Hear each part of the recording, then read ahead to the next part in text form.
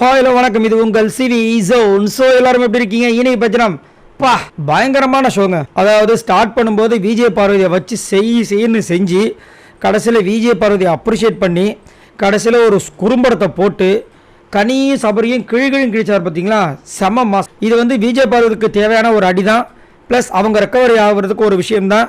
அதே மாதிரி என்னென்ன அட்ரஸ் பண்ணணுமோ எல்லாத்தையுமே அட்ரஸ் பண்ணார். அதுவும் அந்த குறும்படத்தை போடும்போது நம்மளுக்கு அன்னைக்கே பதபதைப்பாக இருந்துச்சு. என்னடா இது இப்படி அவர் சபரி பண்ணுறாரு, தள்ளுறாரு, ஒருத்தர் கூட கேட்கலையே, எல்லாருமே கைத்தட்டி சிரிக்கிறாங்களே அப்படின்னு. நம்மளுடைய வீடியோஸ் கீழே ஒரு சில பேர் இது விஜய் பார்வதிக்கு தேவைதான் அப்படிலாம் கொஞ்சம் மோசமாக கமெண்ட்ஸ்லாம் பண்ணியிருந்தாங்க.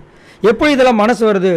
ஒருத்தங்களை இப்படி ஃபிசிக்கலாக ஒருத்தர் ஹர்ட் பண்ணுறாரு, அவ்வளோ மோசமாக காலில் ஷூ காலால் மிதிக்கிறாரு, அப்புறமும் எப்படி அவங்களுக்கு மைண்டு வருதுன்னு நானே எனக்கு ரொம்ப வருத்தமாக இருந்துச்சு. அவங்க எவ்வளோ பெரிய அரகண்டான ஒரு பிளேயராக கூட இருக்கட்டும், ஆனால் ஒரு ஷூவால் மிதித்து அத்தனை வாடி தள்ளி கண்ணில் அடிபட்டு இதில் அந்த கேமில் கேமாக மாற்றிட்டாங்க. அந்த முட்டியில் அவர் கணத்தை ஆக்குனது. ஆனால் அதை சொல்லிட்டார் நாசுக்கா, அது உங்கள் மனசுக்கு தான் தெரியும், நீங்கள் என்ன பண்ணி நான் பார்த்துட்டேன், நீங்கள் என்ன கிழிச்சிங்கன்னு பார்த்துட்டேன்ற மாதிரி ஒரு டேஷும் போட்டார். சரிங்களா? இது டோட்டலி ரொம்ப ஒஸ்ட்டு. அதுலேயும் அமித் அவங்க பேசின விஷயங்களையும் அவங்க சொன்னார். அப்போ நீங்கள் சூப் போட்டு வந்திருக்க வந்தானேன்னு அவர் சொல்லியிருப்பார். இது பேச்சங்க, இதுக்கு நீங்கள் சைலண்ட்டாகவே இருந்திருக்கலாம்.